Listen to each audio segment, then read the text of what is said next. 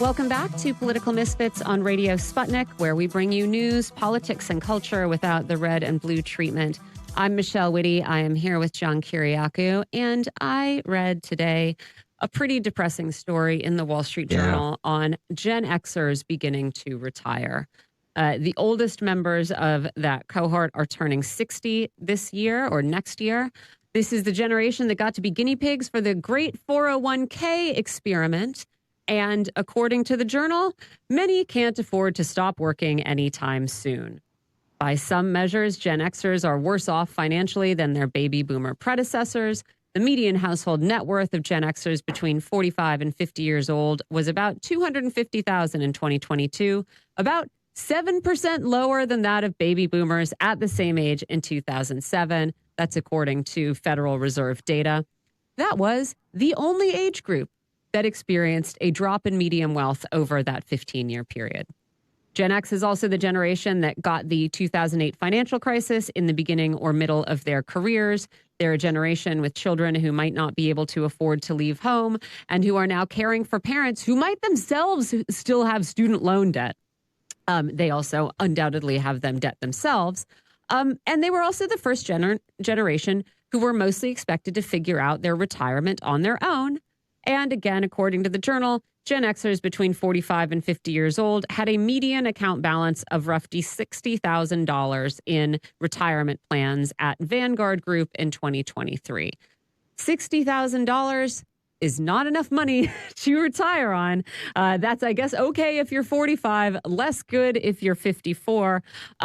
You also have the phenomenon of people who worked different jobs in the 90s and 2000s and are now looking for different small amounts of money in different 401k programs because it wasn't always that easy to carry that around with you or understand where the money went after you moved from one job to another. So we're going to talk a little bit about how this great private retirement funding experiment has gone and what Gen Xers are in for with Steve Grumbine.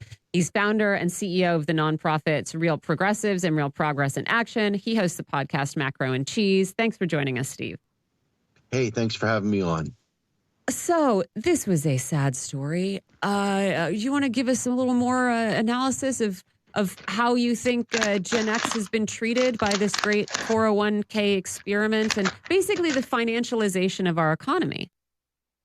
Yeah, I want to just sort of give a sort of a weak-hearted chuckle here because, they sold this as, everybody will do so much better when they privatize, pensions. You can be more in control of where you put your money and on and on and on. And, hey, matching contributions and so forth. And I personally give an anecdotal story. I put 17 years in Ma Bell. I started at CMP, a Bell Atlantic company, and Bell Atlantic is blah blah blah, and then it went to Verizon and so forth. And then something happened. They stopped the pension plan, which my mom and my father both received as both frontline first level managers. We're not even talking about bigwigs. We're talking about in the trenches. Mm-hmm.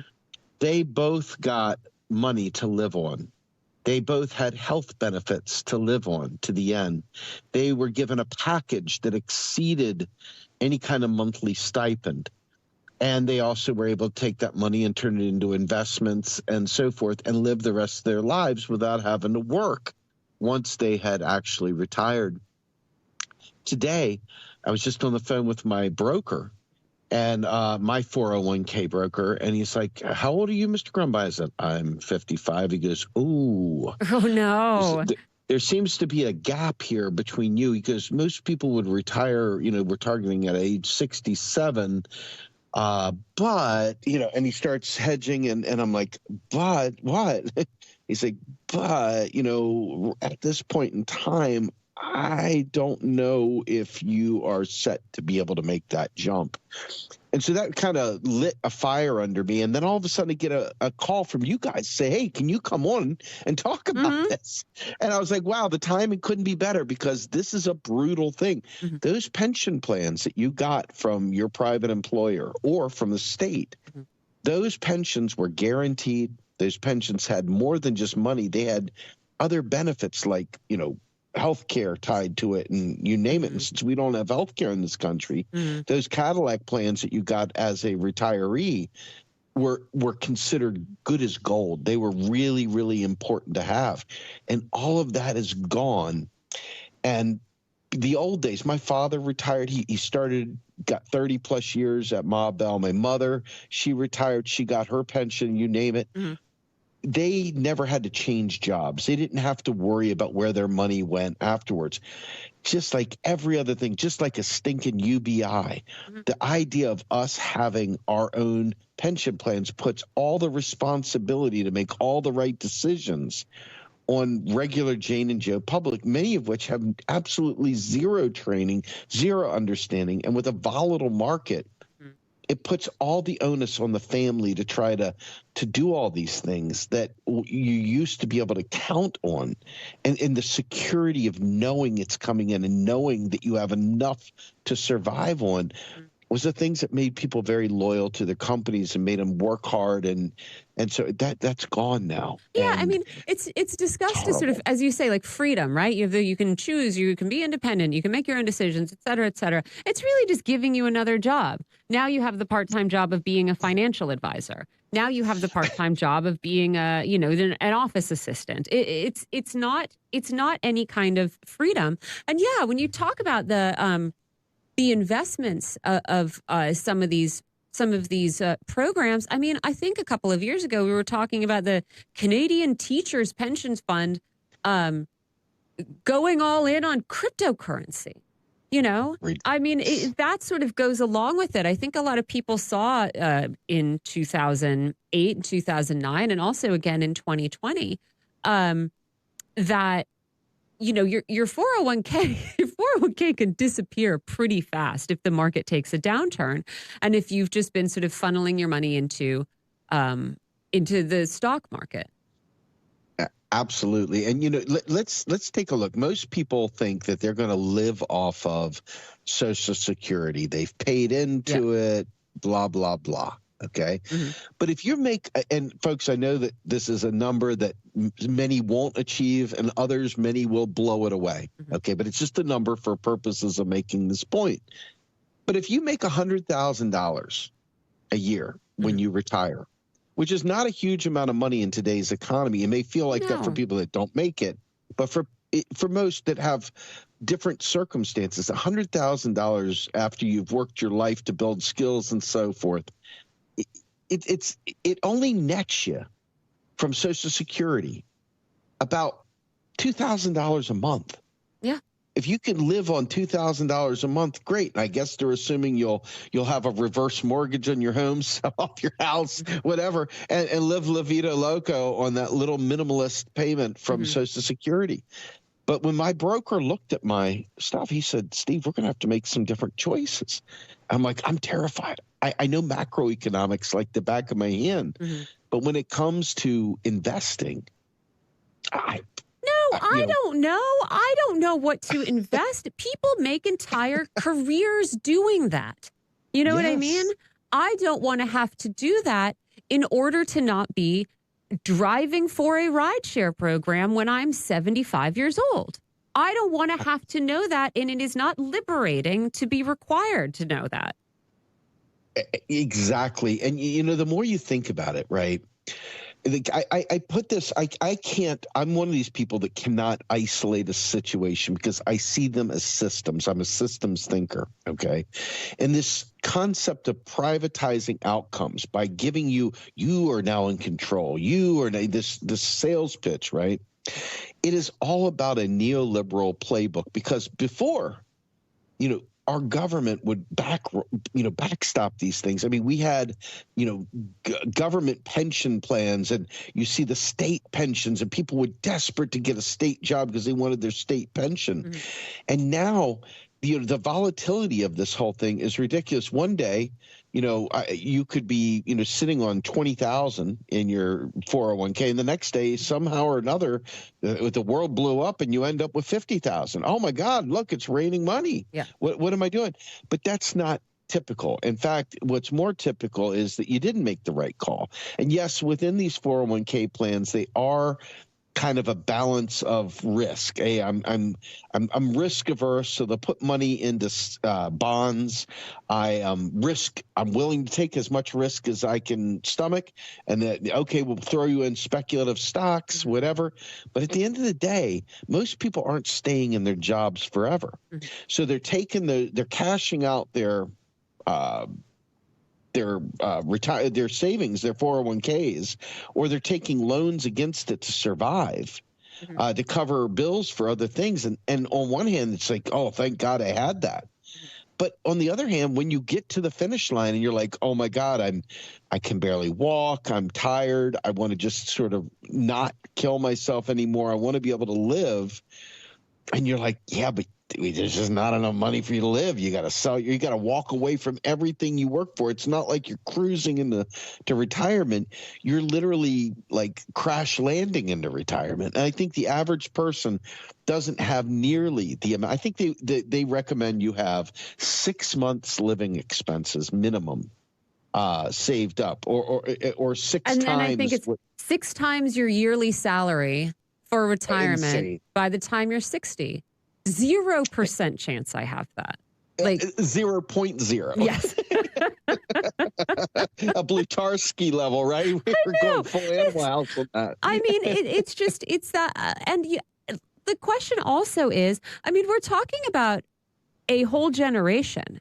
You know, the journalist article kind of, it like eases off a little bit toward the end and says, you know, the oldest Gen Xers are going to be the ones with the most trouble because as this experiment went on, you know, we had things like employer matching and we made it easier for 401ks to be consolidated and all of this other stuff. But you are still talking about an entire generation that has seen, you know, whose living standards are below those of their parents, who experienced the financial crisis, which we never really recovered from at the beginning or the middle of their careers. Who are dealing themselves with ballooning student debt, whose kids have probably taken on student debt, whose kids are, you know, trying to enter into a workforce where you know, might be getting paid $18 or $22 an hour, but your rent is going to be $3,000 a month. And you just think like, you know, we can talk about the implications for different individuals, but there are going to be implications for our entire society. What is it going to look like a decade from now when no one can afford to retire? Well, I think you already see what it looks like in San Francisco with people who are working poor that are living in tents. And you see what happened in L.A., where Newsom made an executive order to go ahead and sweep away the homeless camps, the tent cities, and so forth. When you don't have a real good, solid, guaranteed income, when you don't have that structural support, you are left to the sharks, because what does neoliberalism focus on? It focuses on everyone as the individual. You, yourself, and you are the only thing that you have. And so you, yourself, and you, straight out of the Ayn Rand, John Galt playbook, are the reason you succeeded or the reason you failed. And you've got no one to blame but you. And this atomization of society has horribly deleterious effects on our ability to work together, because now you're terrified of losing yours. It's not like you have any security at all. You're terrified of losing yours. So what happens when you have abundance? I'll tell you what happens when you have abundance. You want other people to do well. I'm telling you, it's amazing how loose your fingers get with money when you want, you know, like when you give someone a tip when they've done good, or when you, you know, someone says, hey, I need some help. And you're like, they say, can you give me 20? And maybe you give them 50 instead, because, you know, you're feeling good. You're covered. Society, the gifting of support to one another, the collective well-being, it shifts when we're not doing as well. We become more grippy to ourselves. It's mine, mine, mine. And that is the breeding ground for fascism. And you start watching this, and what do we see happening right now? We see surveillance capitalism. We see all these things that are predating upon our data, the elimination of public services. and we are literally left holding the bag in our old age without having the expertise to navigate it. It's a nightmare. Mm-hmm. The American dream is the American nightmare for sure. Yeah. And I mean, it's not a topic. I don't see anybody talking about this. I don't see this as a campaign issue. And it is, again, largely alleviated, if not solved, by addressing, some of the handful of notes that we are constantly plucking here, right? Which is a complete overhaul of our healthcare system. So maybe you don't need to have so much money saved up because you don't need to have 50 grand in your back pocket in case you break your leg or get cancer or something. Ending the subsidization of poverty wages by the biggest corporations in the United States. The basic stuff. How about if people just could make enough money to afford to pay their rent and to take care of themselves when they're sick?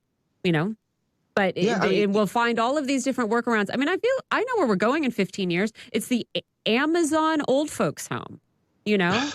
They're already in healthcare pretty soon. Why not? Why not get into that and create a sort of a beehive of cells for the elderly and infirm, where you can continue to collect their data, but just from one little controlled room. And aren't you a saint providing a place for these otherwise indigent people to stay?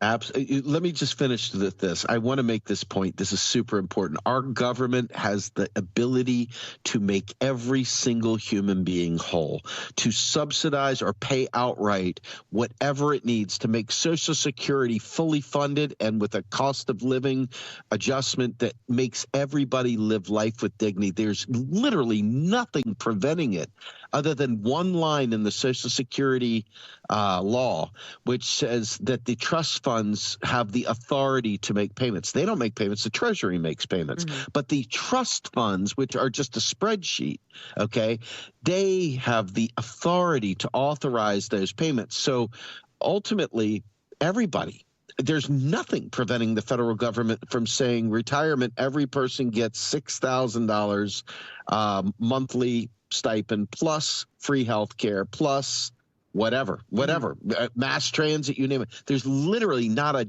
daggone thing standing in the way other than capitalism and neoliberalism and the ideological proclivity of right-wing, conservative-minded, business-first people.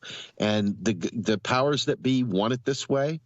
It is a way of disciplining labor, and it should be our top priority along with climate crisis and everything else, because all of these things are solved by the same exact mechanism, and that is investments in public money, not tax dollars, but public money, newly created money used to mobilize and deploy to affect all of these problem centers that we face today. Steve Grumbine, thank you so much for joining us. Where should our listeners go to find more of your work? Yeah, please. We're on Substack now. You can check it out. Find us at Substack Real Progressives. Oh, cool. And you can also find us on all podcast platforms. I host a podcast on macroeconomics and history and geopolitical concerns called Macro and Cheese. Please, by all means, any podcast platform, macro, the letter N, and cheese. That's where you're going to find us. Thanks a lot, Steve. Really appreciate it. A very personal conversation. Yes, ma'am. Hopefully it was good. Thanks. Take care. Bye.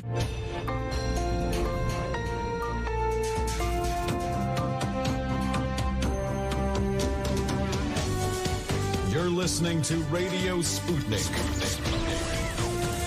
Telling the untold.